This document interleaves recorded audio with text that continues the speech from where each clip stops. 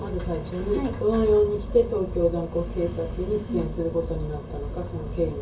ださい。はい、西村監督に初めてお会いして、長編映画を、初めて撮られる監督だということで、でも台本を読んだ時から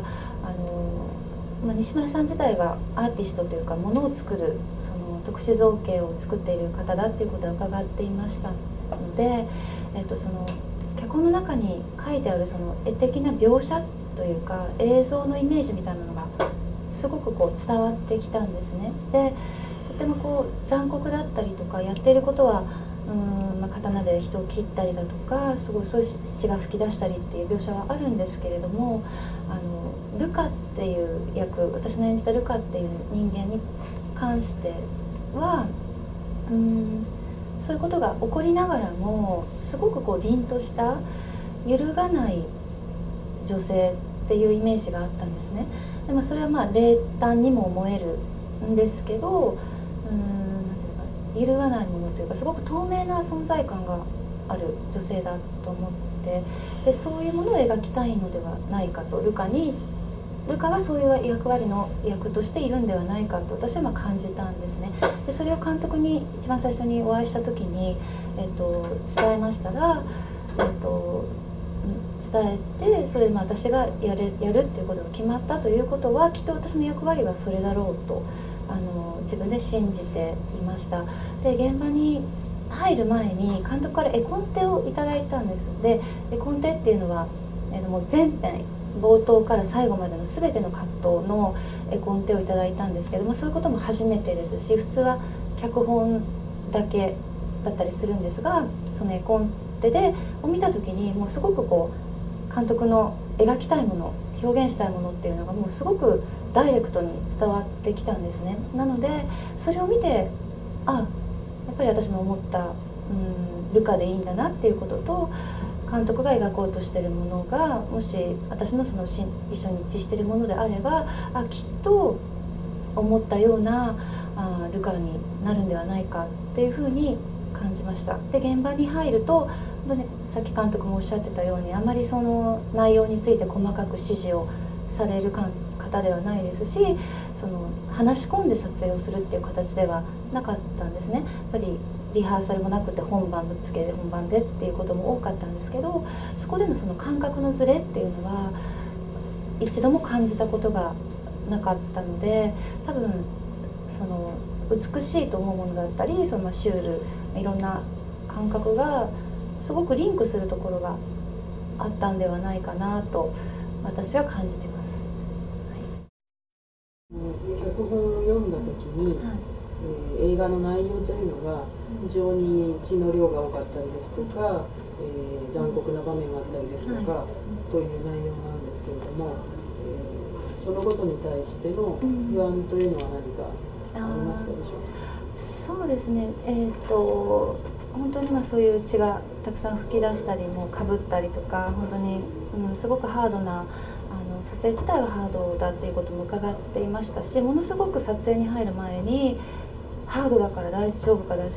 ていうことを周りに心配されたんですけど、私自身はそう心配されることがむしろなんていうのかな、悲しかったというかその役を引き受けるということはやっぱりその役にとって何が必要かっていうことで、映画は私は監督のものだと思っているんですね。なのでやっぱり監督が全ての責任をやっぱり負うわけだし、その中で自分が役割としてこの役をやる上で、じゃあ血がかぶるから嫌だとか、例えばそういう考えっていうのは持たないんですよ。でそれよりもこ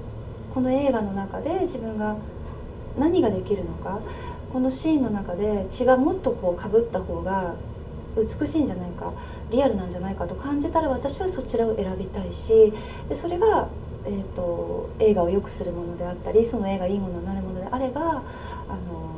それに越したことはないというか、それが一番大切なことだと思っていました。ただそのスプラッターな映画っていうもの自体は私は本当は得意ではないんです。もちろんオーディションだったりこの映画でも演じていますけど、そういう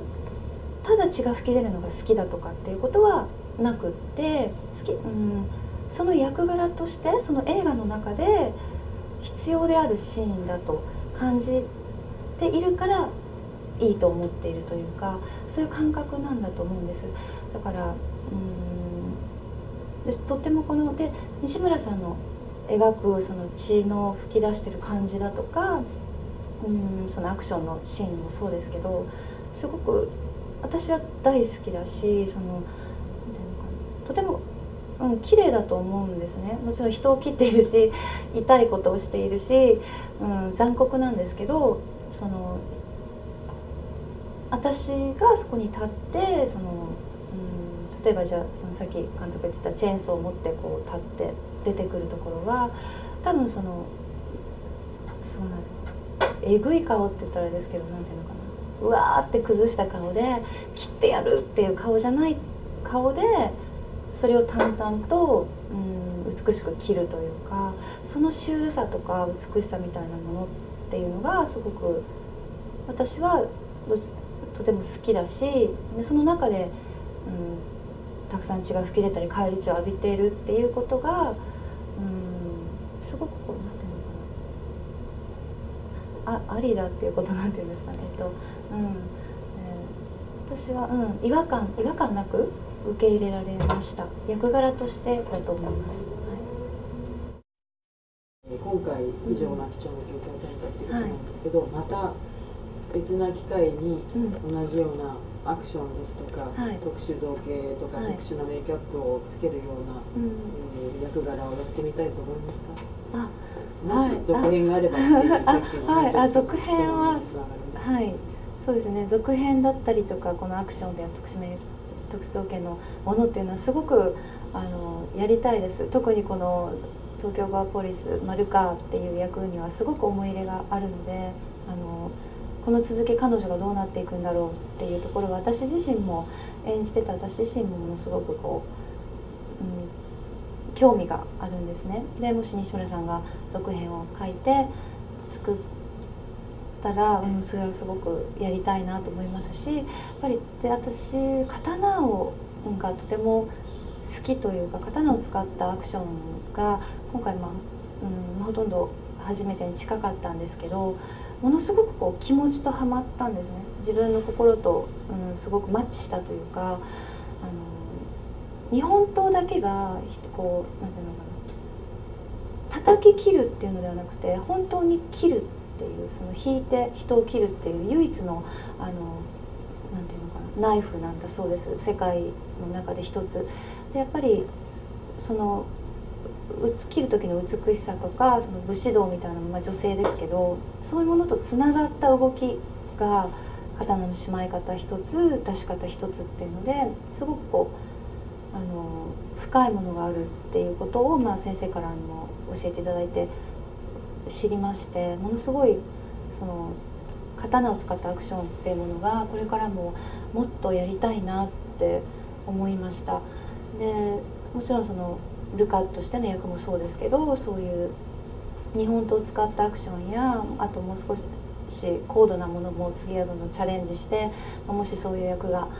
日本でもそうですし海外からでも来ることがあれば積極的に受けていきたいなと思いました。オーディションという映画も、今回の東京残酷警察も、どちらも非常に普通の人ではない特殊な背景があったり、普通の人ではないっていうキャラクターを演じてらっしゃるわけですけれども、それぞれの監督がどうして椎名さんを選んだというふうに思われますか？すごく明確だと思ってます。もし、正解かどうか、監督に聞かないとわからないですけど、三池さんにしても西村さんにしても、多分私がパッと映った時に、なんていうのかな、別に怒ってなくてもなんていうのかな、すごくミステリアスに映るんだと思うんですね。でそれはある意味冷血感というか、スッとした感じっていうか、感じだと思うんです。でそういう人が顔色を一つ変えずにアクションをしたりだとか、その残酷なことをしたり、心に秘めたものというか、お芝居をこうわーって声を出したりとかするじゃない部分でのお芝居が多分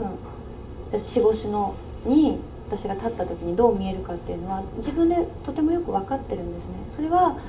私の武器でもあるし、その女優としてのすごくこう難しいところでもあるともともと思っていたんです。映った時に普通に最初からいい意味でも悪い意味でも映らないっていうのは自分のオリジナリティだと思っているんですね。だからすごくアクションが大きい人が怖いことをしたら多分とてもリアルかもしれないけど想像がつくと思うんですね。だけど私みたいな感じの人がああいう残酷なことをすごく、顔色を変えずに、ストレートなこう感じでやるとそこにシュールさが出たりだとかなんていうのかな、そのオリエンタルなバランスとしてすごくこうハマるのではないかなと。だからそういうものをやらせようと考えたのではないかと思います。ご自分が出演された映画を見るのは好きですか？見るのは構わないですか？役柄が役柄なので、気分が悪くなったりとか楽しめなかったりすることもあるんですかね。でもそうですね、私はこう試写とかで見て結構その後はあまり見なかったりするんですね。自分の作品っていうのは、恥ずかしいっていうのもありますし、そこで見終わってもう出来上がったことでこう自分の役割が終わった後は映画を見る人たちのものに映画がなっていくと思うのでっていう考えなんです。でも今回の東京ガーポリスに関してはもう何回も見てしまいました。なんかいろんな意味ですごく目が離せないで、1回だけじゃちょっと物足りなかったっていうのもありますし、すごく、なんか音楽の入り方とか音楽とその映像の切り替わる瞬間とかの気持ちよさとかっていうのはあまり今ある日本映画にはないすごく面白いリズム感のある作品だと思ってるので、なんか PV みたいな感じで部屋でこう DVD を流してても全然すごいんですけど、でも違和感なくこう音だけ聴きながら洗い物したりとかしながら何度も見たりとかしてます。キリキリキリでおなじみの椎名映画です。今回は、東京ガーポリス、私の久々の、主演の新作が出来上がりました。この作品は、すごく残酷なシーンとかもあるんですけれども、私の演じたルカのその背景にあるものだったりとか、幼少からのいろんな思いだとかがたくさんセリフはある役ではないんですが、なんていうのかな、そのメッセージみたいなものがちゃんと最初から最後まである映画だと思っています。どうぞ